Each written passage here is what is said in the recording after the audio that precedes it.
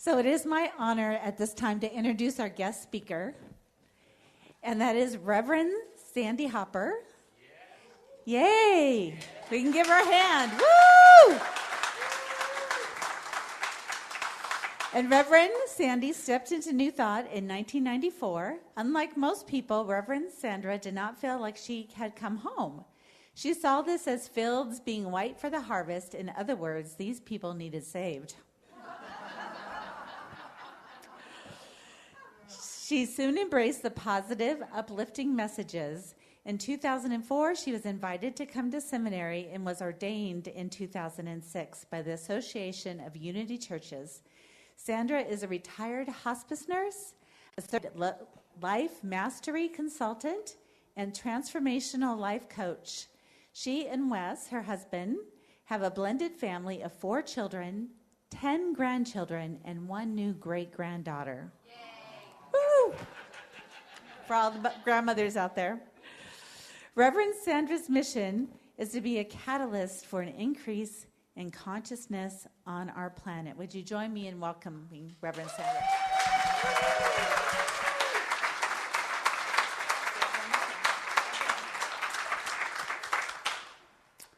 So we just want to give our love to Reverend Sandra. This is her first time. Can you step over here, please?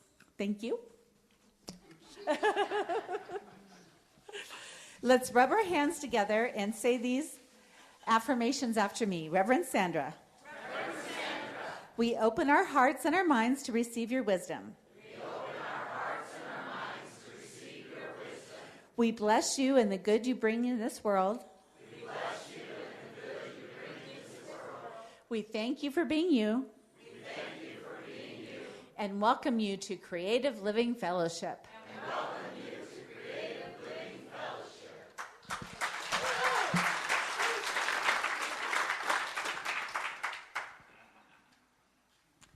This is really fun.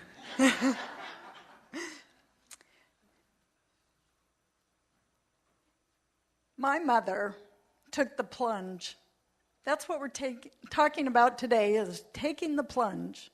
My mother took the plunge in between my freshman year of high school and my sophomore year of high school, and decided to move us from Denver to the Phoenix area.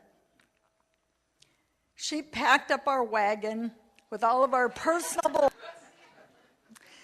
and 3 kids, a dog and a cat, and we started our journey.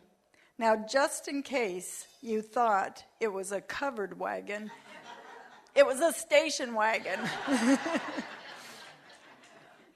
But she took the plunge, leaving her family and friends behind, and came to an unknown place. We had visited here once when I was quite a bit younger, but that was a long time ago. She didn't know how it was all going to turn out, and most of us don't. When we decide to take the plunge, we don't know how it's going to turn out. We can sit at home. We could have stayed in Colorado. Would have been a lot cooler at this time of year. But we decided as a family that this is where our new start would be, and so we came here. It kind of reminds me of Abraham. Before he was Abraham, he was Abram. And he felt called by the Spirit of God to go to a land he did not know, to a place away from his father and their dwelling places, to go following the leading of Spirit within him. Because he followed that, and because he went through all kinds of trials and tribulations, and his wife did too, by the way. You have to look it up for yourself. But he did that, and he had a change in consciousness. And so often, that's what happens to us. When we start out, we're not the same as we were. I remember when I started out for ministerial school, I had all kinds of people telling me, no, you ought to stay. You have a nursing job.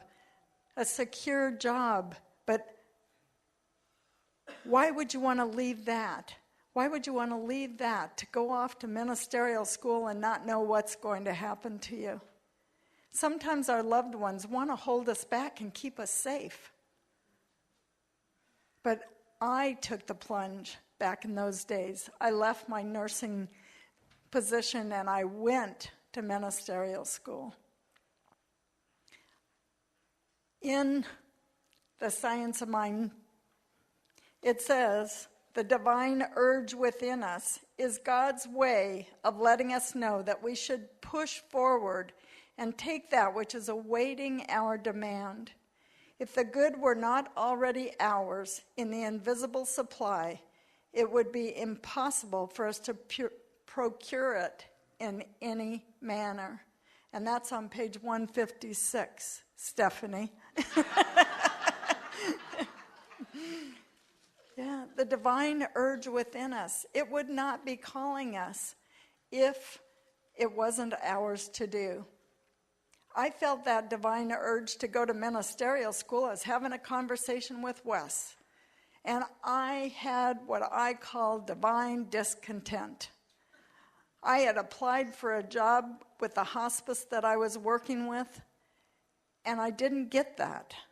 And so I'm talking to Wes about this, and and he said, well, what would you really like to be doing? And I said, go to ministerial school, and I'm watching these words come out of my mouth. Yeah. I took the plunge, and you can too. You can, as you're feeling something happening within you, maybe it's to be a more effective parent or teacher or whatever. It doesn't mean that you have to leave your family or your job. But if you're feeling that divine discontent, something within you that's calling you to be more, to express more, to expand, it's about listening to that voice within you. So I want to tell you a story that Richard Bach talks about in his book, Illusion. Now, I'm going to give you the paraphrase version. So if you happen to have a copy of the book right now, you might as well put it aside. But there was a little creature that lived amongst other creatures at the bottom of a river. And from the time they were born until the time they died, they clung to these rocks in the bottom of the river. They were afraid that if they let go of the rocks, they would die. They would be thrown into the other rocks, and they would die. And so they clung to these rocks. But one day, this little creature, he's looking at all of his friends and his family, and they're clinging to the rocks around them. And he's like, is this all there is, really? Is this what life is about? He took one hand off the rock, and all the elders were like, no, hang on, you're going to die. But so he put his hand back on the rock, because he was kind of an obedient sort of little creature. And he clung to the rocks for a little while longer. And then the day came, and he said, if this is all there is, this is boring. I mean, how many days can you cling to a rock and really feel like you've made a difference in your life or in anyone else's? And that's kind of what happens to us. Do you ever look in the mirror and think, wow, this day seemed like the same one as on and on? But that little creature decided, I've had enough. If this is all there is to life, I don't want to be here anymore. And he let go. He let go. And suddenly he was off at the bottom of the river. And yes, he got tossed in the rocks a little bit. But he was off the bottom of the river, and he started flowing higher and higher. This was a crystal river. And as he rose higher in that river, it became clearer and clearer. This was life. This was new experiences. he saw the little creatures as he was going by that were still clinging to the rocks. And he would urge them, let go, let go. But they didn't listen. They stayed there with their rocks, but he kept floating. Now I want to ask you a question. If he had decided, this little creature, that he was going to take some rocks with him, how far downstream? Maybe pack some rocks, some familiar rocks, to make it so it would be home wherever he ended up being. This weight, how far do you think he would have got? Kind of would have weighted him down. He wouldn't have been up at the top of the river. He would have been weighted down. This is the paraphrase of Sandra. You will not find this in Illusions.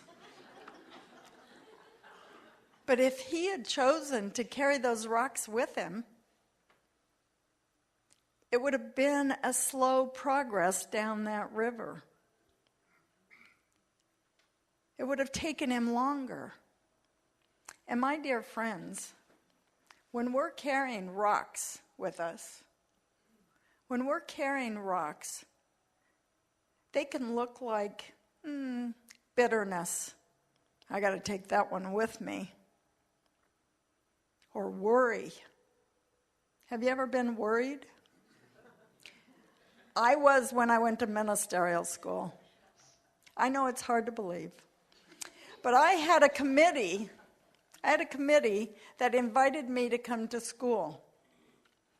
Because that's the way that it's done in Unity. I'm not sure how it's done in Emerson. But that's the way they do it in Unity, is you apply, and then they invite you to come. Well, I get to school, and I'm like looking around at all these people. And of course, I could understand why each one of them was chosen. But I went to John, one of the chaplains there, who had been on my committee. And I said, John, are you sure I was sent the right letter? I felt like everybody there should be there but me. And he said, Sandra, you're in the right place. You're supposed to be here. That was one of the rocks that as I was going down the river that I was carrying was worry, fear. I was sure they were going to figure it out sooner or later that they had sent me the wrong letter, or maybe decide that they would release me from that, but they didn't. They hung out there with me as I hung out with them. It's funny, in seminary you can begin that way of feeling like, why are you there and they're all here? Before you know it, things kind of change, and sometimes you start to thinking, what are they doing here? I know I'm supposed to be here. Things change. But my friends, worry, fear, doubt, resentments, excuses, I'll do it tomorrow. I'll do it when I have more money. I'm too old to do that anyway. For me, I was going to seminary. I was going to be doing master's level work. I'd never even done bachelor's. And here I am, supposed to, 40 years after graduating from nursing school, do master's level work. So fear, worry, doubt, indecision. I didn't have too many resentments at that point. I was too full of all the other stuff. But we can have resentments. In Matthew 8:21 and 22, it says Jesus was calling disciples. One of the disciples says, Lord, first let me go and bury my father. That was like, I'll go to seminary when I've got it all figured out. I'll start that new organization. I'll move to that new house. I'll go talk to those people and share with them when I have more knowledge, when I have more money, when I can easily speak in front of people without falling on my face. When all the right things are all lined up for me, then I'll do it. Then I'll go. You see, when I look at Scripture, I'm not looking at it as something that actually happened word for word, but they're like stories that speak to me in a different way, because I don't look at it just like they're written, but I look at what it means beyond the way that it's written. In that verse, Jesus is our higher self, calling to us to let loose of the fear, worry, and doubt, and to come and follow our higher self, follow what we're being guided to do. That's what that scripture is about. Jesus said in answer to him, "Follow me and let the dead bury their own." Don't worry about what's happening here, but listen to me. Listen to what I'm telling you, what I'm calling you to do.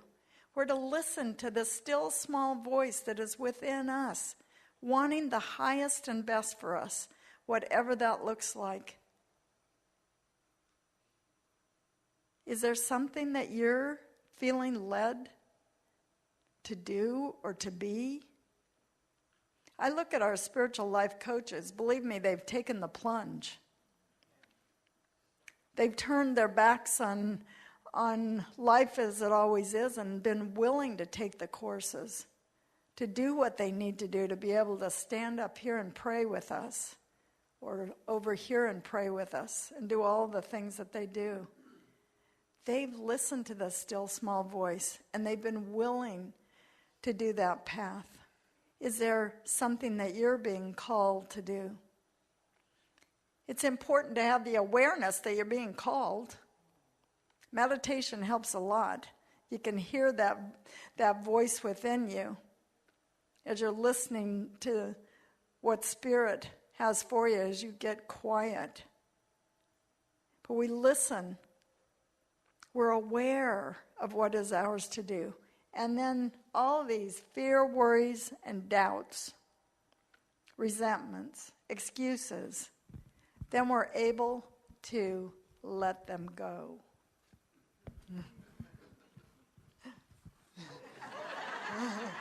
My rocks are really soft. Unless you happen to dunk them in water. But that's what it's about, is letting them go. When you're aware that things like that are, whoops, sorry.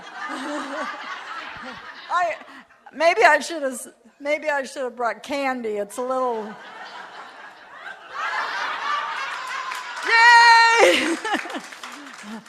I have friends in high places, remember. It's about letting go, isn't it? Because there's nothing that we can hold on to that is more important than listening to what's inside of us, to being that, going with it. There's nothing more important than that. Guess what? If you don't listen now, it may come a little stronger next time. Yeah, maybe a bigger rock. I want to share with you a story about someone who had a dream. She had a dream that she came up with when she was about 8 years old. Her dream was to swim from Cuba to Florida. 8 years old, she's on vacation in Cuba. You might know that was in the 1950s. But she looked at that. She's this small little child looking out across the ocean, thinking about Florida, so far away, 103 miles. She wanted to swim that. Her name was Diana Nyad, yeah. She decided that that's what she wanted to do when she grew up. When Diana was 28 years old, 29, it was her time. She put her toes in the sand there in Cuba and made her first attempt to swim that distance. Now, she didn't start out like me. You know, I can maybe do a couple of lengths of the pool, but I can't even swim a mile, much less 103. But she swam marathons to start out with. And she was one of the first women to swim around the island of Manhattan. So when she started that swim from Cuba to Florida, she had been in the water, but she was willing to take the plunge to do something no other woman had ever done. She got about halfway there, and the seas were so tumultuous that she was not able to continue the swim. She put her dream behind her for many years. And then she says, I turned 60. Yeah, 60. I turned 60 and my mother died. And somehow that dream was awakened in her again. She could feel this within her, this desire, this drive to go again. She made 4 more attempts. She was held back by lightning. She was held back by 10 hours of an asthma attack. But on that final 5th swim, she got in that water and she started to swim. And her mantra was, push back Cuba. Reach toward Florida. Push back Cuba.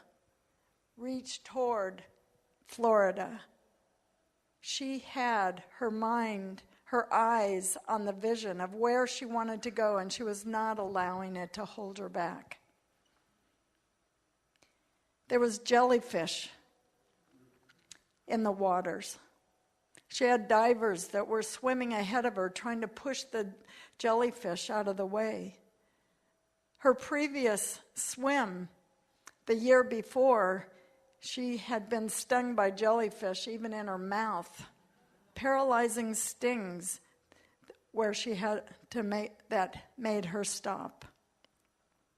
This time, she not only had this suit that they had put together for her to protect her from the jellyfish, but she had a mask, a mouthpiece that went in her mouth that protected her from the jellyfish.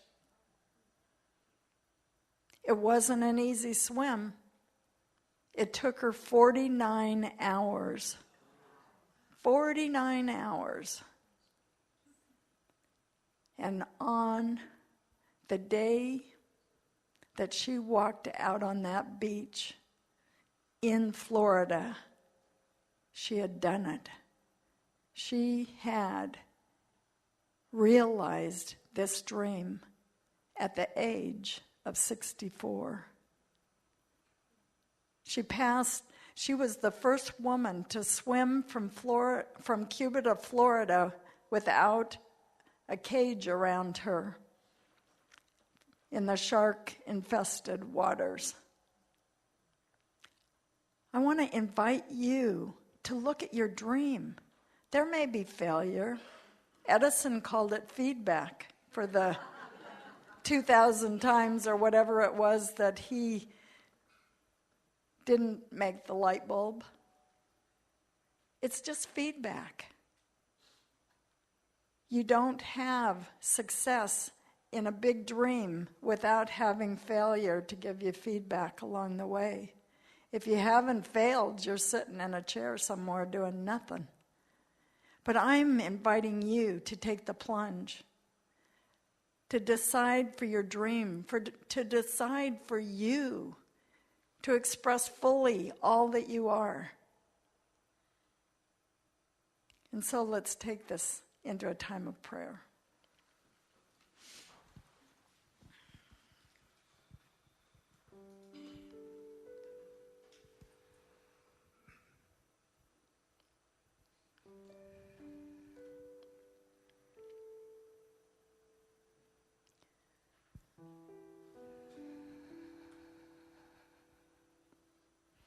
There's one power, one presence, God, good, omnipotence, alive in our universe, in our world. This presence is spirit. This presence is love, joy,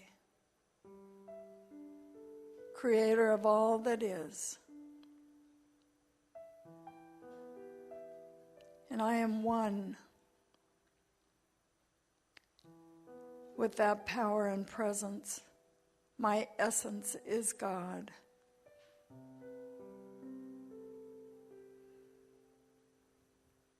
As a drop of water is not the ocean, the whole of the ocean.